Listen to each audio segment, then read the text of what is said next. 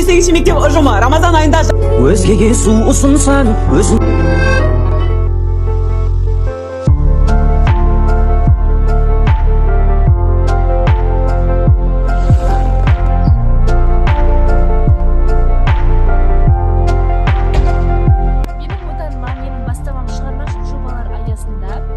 жақсылық керуені жұмысы бойынша мен дәл қазір Әушар апаның үйінің алдындамын.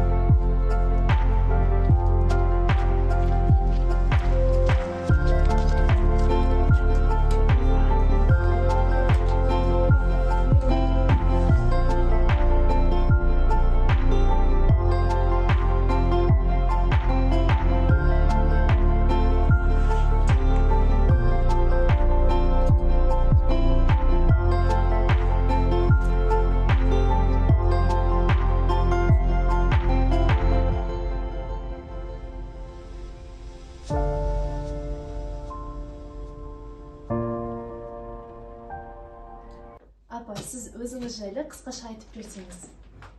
Өзім жайлы айтсам, мен қазір енді 10 жылдан бері жалғызбасты ана апа болып келе жатырмын. Атым Аушар, фамилиям Жыланбаева. Жасым қазір 79-да.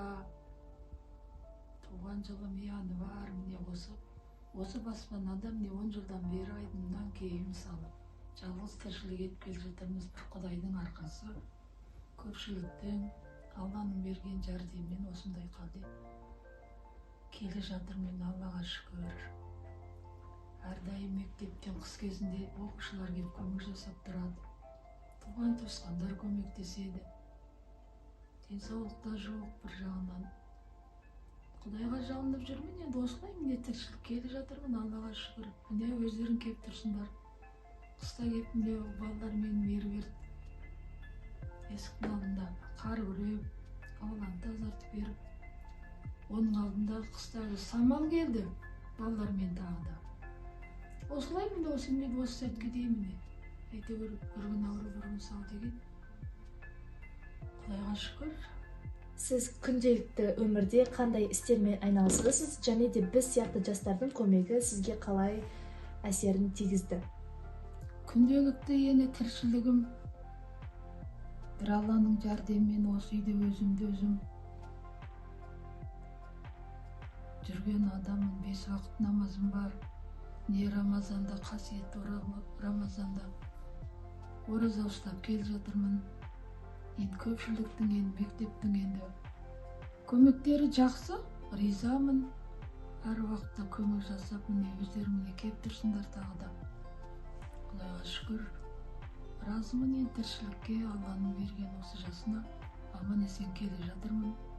Көпшілік деген сияқты. Туған туыс, көршім, мына жақта Алма деген көршім көп көмектеседі.